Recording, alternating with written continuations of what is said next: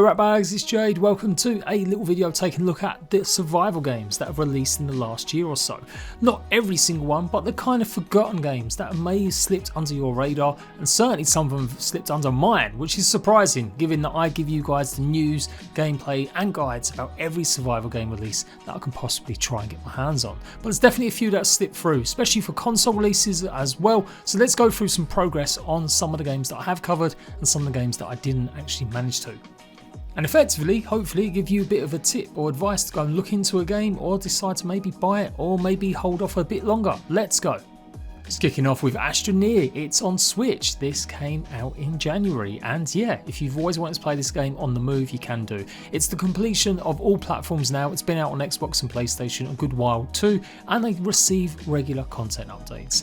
Definitely one of them that might take a bit longer sometimes to get some of them on the console, but they do actually support. They've supported Xbox and PlayStation with updates, and they've even got dedicated or rentable servers on console, I do believe. So Switch looks like it's a final piece to add the completion for all platforms, and they still seemingly going strong with more content, more drops incoming. So if you like crafting, you like simulation, you like a little bit of factory building, as well as exploring colourful bright planets, all on your own or with co-op and friends, then give Astroneer a go.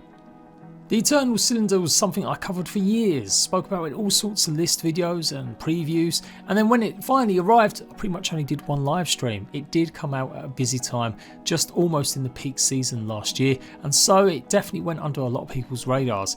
It's a cool little game. It does get a bit finicky. The controls are a little bit taking time to get used to, and it's got a lot more complication than you would think. It is a survival game. I know it looks a bit outlandish and more like a kid's platformer, but yeah, you do basically got to mutate your little creatures here or go and get other ones and proceed through the landscape. It's a little bit puzzle like too. Some areas you're going to have to do certain things or get your mutations in the right way before you can progress, all the while trying to run away from a giant rolling pin.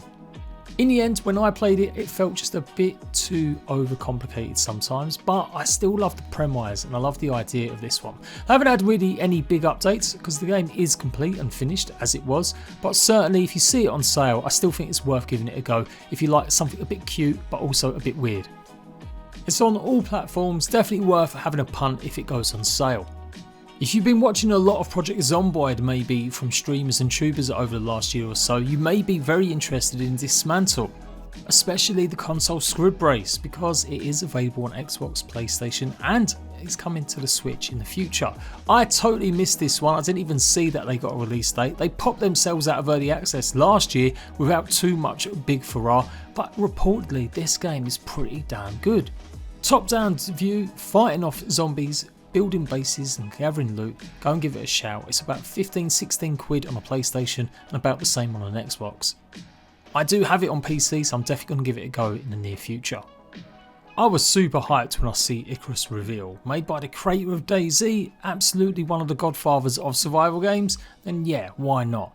But as we got more information about its releases, saying they're going to have paid DLC, that there wouldn't be that much alien life going on, I started feeling a little bit more iffy. And I was pretty critical of the operating systems needed to play this game, like much higher than any other game I've come across, and I think it's shown in the release. There were lots of bugs, lots of problems, as you would expect with a live service style survival game, and the devs have been pretty quick on fixing that. Loads of updates, loads of polish, loads of bug patching, fixing, but maybe not necessarily changing and actually tailoring it to what players really want. They've added new content, some new items along that way as well, but it's still now only sitting on a 63% overall positive score, with many people complaining that it just doesn't do enough for solo players, it's almost impossible to play because it's just simply too grindy, and that the end game just really isn't worth your time. They had a massive drop in players, which isn't too unusual when you launch a game in December, but certainly bigger than other games of its kind, even faster than Last Oasis, which had one of the biggest drops I'd seen in a long time. And I just can't see things getting that better. I've always been critical of the fact that there weren't no alien creatures, even though it's meant to be a planet in another galaxy that we're terraforming. It's all just Earth-like, kind of boring, normal stuff that you come across. Obviously we did start seeing more of like the sandworms and more polar bears or the mammoths, and that made things a little bit more interesting. But yeah, if you want to experience any of the alien life, then you're going to have to pony up even more money for the game. It really should have launched into early access. There's no way the devs can defend the amount of updates they needed to get this game a bit more stable for everyone and say it's not. It is receiving plenty of content, but for sure it could have done that instead of trying to avoid the stigma of early access. It's not the most expensive game going, so don't cry too hard, and certainly if you played it I'm sure you've had fun, but it does get to a point where the grind probably sets in and it's just like, why am I doing this just to get a 1% increase in pickaxing? Endgame and solo play obviously needs to be addressed a lot more if it wants its review scores to go up a bit better. So yeah, avoid this until you see it on a decent sale, or certainly until we see some major improvements in terms of content that's coming into it. Another game that launched pretty much in the busy season, Lens Island, is a cute and crafty mix of Animal Crossing, Stranger Things and pretty much spelunking. You've got an island that you've got to go and make nice and pretty with your bases. You'll be chopping trees and then exploring a dark mysterious cave to gather extra resources. It's a fun pretty game, I liked it a lot. I even had an interview with the lead developer of their game, but definitely looks like it run out of steam because there just wasn't simply enough replayability in it. It's all good and well if you like cozy games and you like crafting just for the sake of it, or certainly building stuff just for the sake of it, but it definitely needs some sort of, I don't know, some sort of randomness chucked in to its cave loops. It's all beautifully hand drawn, but every time you go into the caves to fight against the scary stuff, you pretty much are retreading the same steps the whole way through. It's not a bad game at all, it's actually running pretty well. I didn't encounter too many bugs at all. So if you like cozy builders and you like decorating and gathering resources and playing something at your own pace, then I think you'll enjoy Lens Island. And the quicker they can add some sort of multiplayer component to it, which they spoke about in my interview with them, then even better I think this game will rise up again. Lovely music, but a little bit of an iffy control scheme, a bit of an old school throwback that I think they could adjust. They've had plenty of hotfixes and patches going into it, and they're starting to add more content to it now as well. So definitely a developer that I think will finish the actual game and get it in a great state. But for sure you might want to wait again until it either goes on sale a bit, or it does add maybe that multiplayer. They have been hiring a bunch of developers to come and boost their numbers, so I'm expecting big things from it, and yeah, that multiplayer will make this go to a really good, great game. I must have put this game in coming out soon in each one of my list videos for the last 4 or 5 years. Pray for the Gods did actually finally release last year in December. There was absolutely zero marketing about this actually happening for the Xbox or PlayStation release and the full 1.0. It's a great little concept, Shadow of the Colossus style gameplay, but with survival elements. Hunting, gathering resources, fighting off skeletal minions, all the while thinking about how you're going to take on some of these big beasts and some puzzles.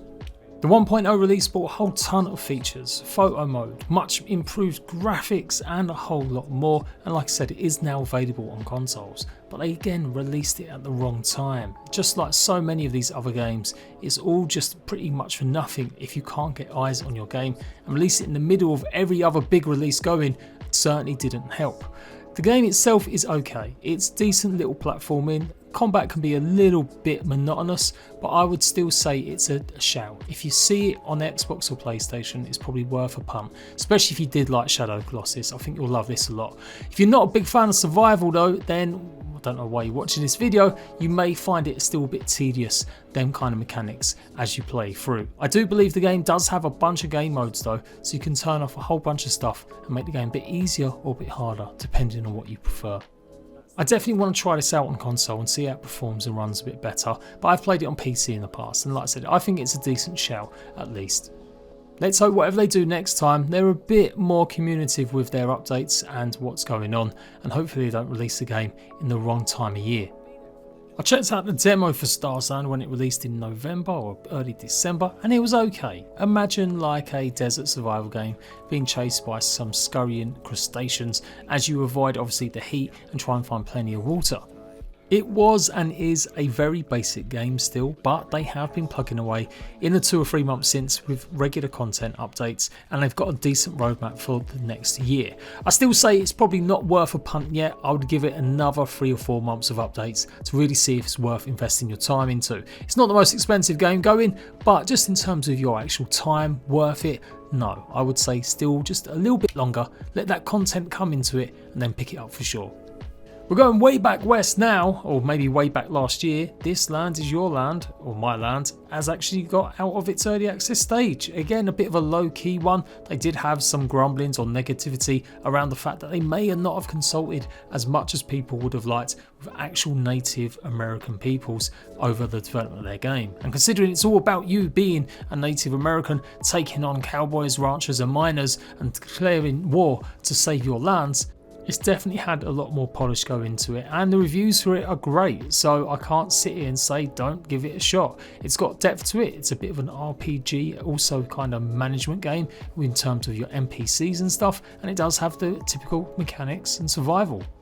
So yeah, now it's come out of early access. They've still had some updates, bug fixes and the like, so it's worth giving a shout if you see it next time.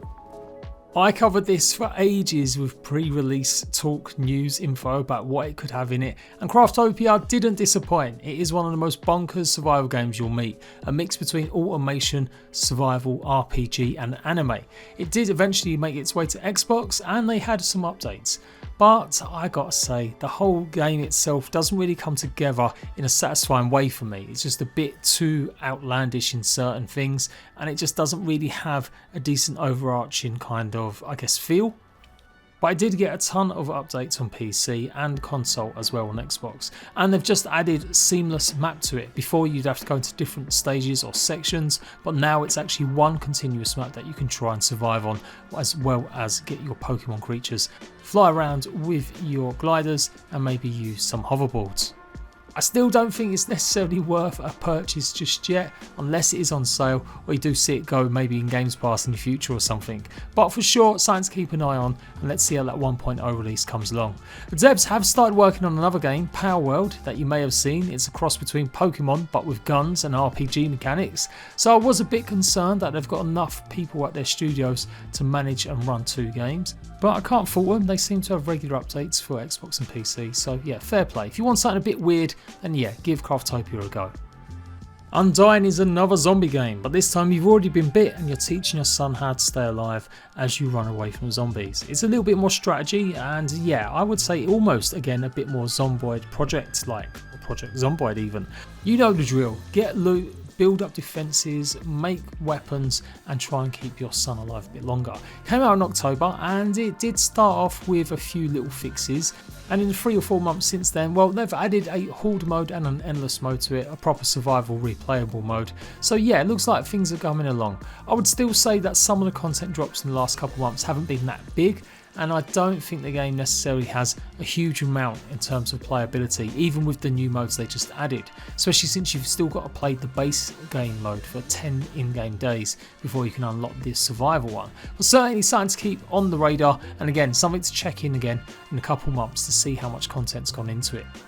It absolutely is positively rated though on Steam. 84-85% of people said it's recommended, so yeah, it might be worth a shout, and it is meant to be coming to console in the future too.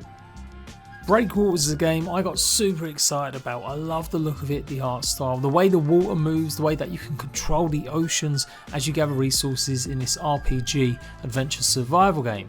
But the rest of the game did end up just being a bit too basic. Enemies and mobs just didn't really have much going for them, and it was all just a bit too flat. There was still some great points though, and they've been updating regularly, patch notes have come galore.